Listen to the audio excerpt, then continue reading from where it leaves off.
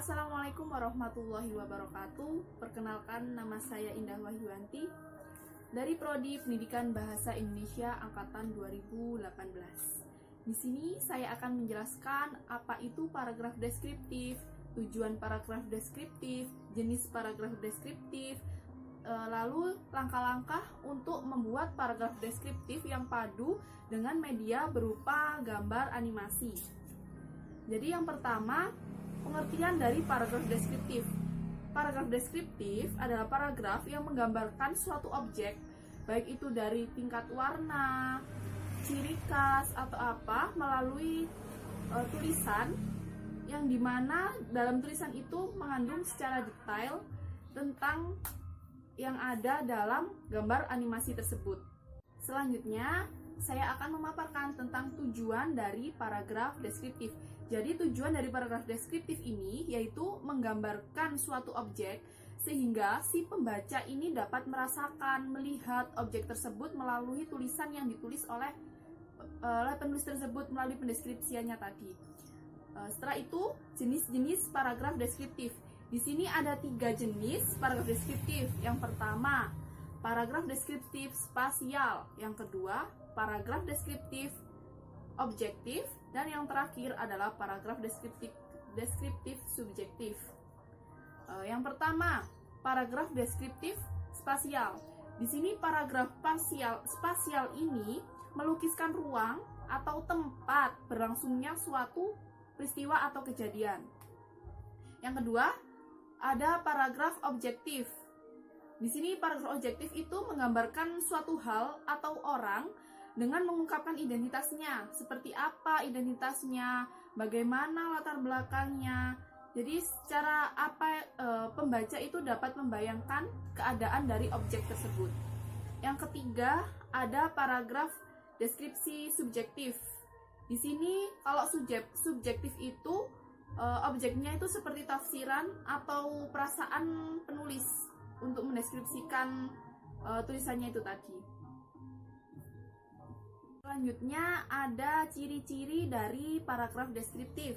Ciri yang pertama itu menggambarkan atau melukiskan suatu peristiwa.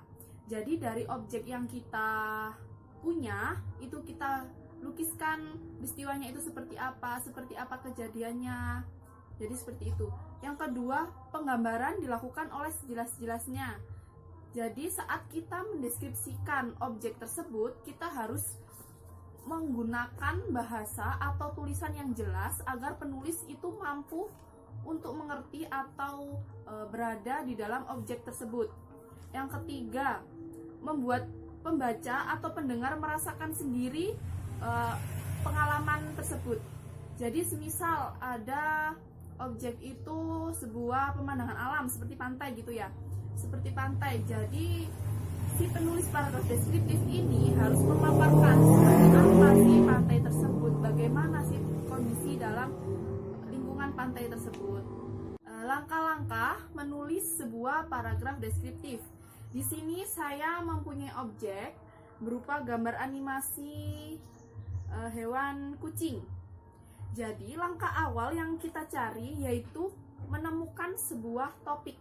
Nah, topik dari gambar animasi ini, misal kita membuat kucing peliharaanku, itu menjadi topik pertama yang kita dapat dari gambar animasi ini. Selanjutnya, kita harus mempelajari dengan baik apa yang kita ketahui dalam objek ini. Kita mendapatkan beberapa topik. Nah, kita harus memilih satu topik untuk membuat paragraf deskriptif tersebut. Jadi saya ambil satu topik untuk kucingku peliharaanku. Jadi seperti itu. Selanjutnya kita harus mempelajari objek tersebut.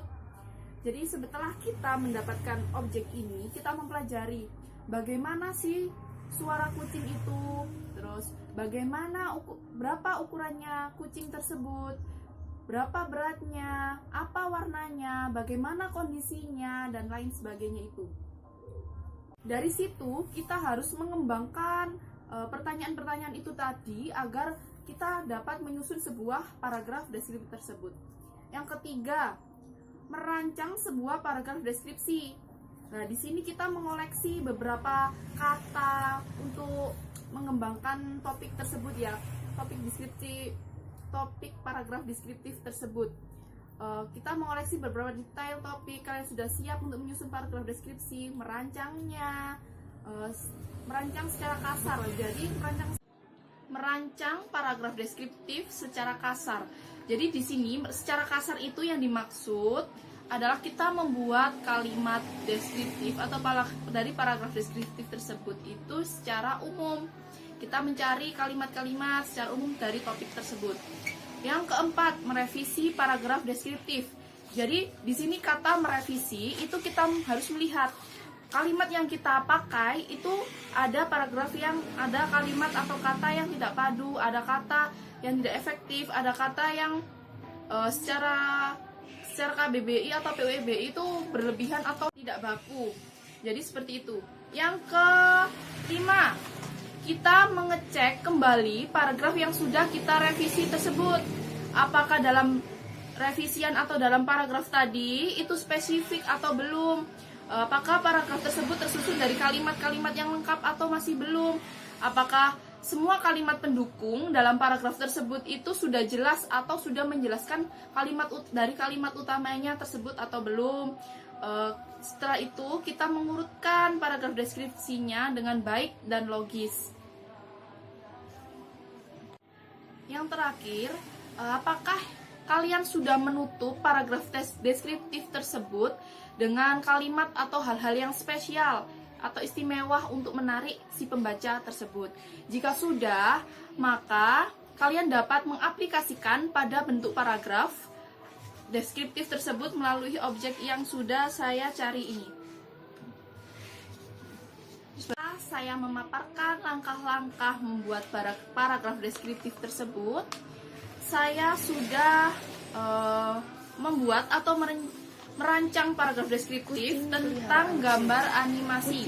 Jadi objeknya ini gambar animasi sebuah kucing. Saya sudah membuat bentuk paragraf hewan ini sekilas mirip harimau dalam ukuran kecil. Sama seperti harimau, kucing mempunyai kumis dan bulu yang tebal di kulitnya. Morfologi atau bentuk bulu kucing sangatlah bervariasi. Ada beberapa kucing yang bulunya mempunyai pola yang khas, ada beberapa jenis lainnya yang bulunya tidak mempunyai pola. Bahkan ada pula jenis kucing yang tidak mempunyai bulu sama sekali. Salah satu ciri khas yang dipunyai kucing adalah pupil matanya. Bagian dari mata kucing ini bentuknya bisa berubah-ubah, mulai dari bentuk bundar layaknya mata yang normal hingga berbentuk seperti garis tipis kehitaman. Ukuran pupil yang berubah-ubah tersebut tergantung dari cahaya yang ada di tempat kucing tersebut berada. Jika kadar cahaya di tempat kucing tersebut tinggi, maka pupil mata kucing akan mengecil dan membentuk sebuah garis hitam tipis. Jika kadar cahayanya sedikit, bahkan gelap, maka pupil mata kucing akan membesar layaknya pupil mata pada umumnya. Selain mata, ekor kucing pun jadi ciri khas adalah ekornya. Tak seperti harimau atau singa yang ekornya pasti panjang. Ekor yang terdapat pada kucing sangat bervariatif tergantung jenisnya, mulai dari yang pendek, sedang, panjang, bahkan tidak berekor sama sekali. Ekor pada kucing tersebut berfungsi sebagai penyeimbang tubuh mereka ketika berjalan di tempat yang sempit.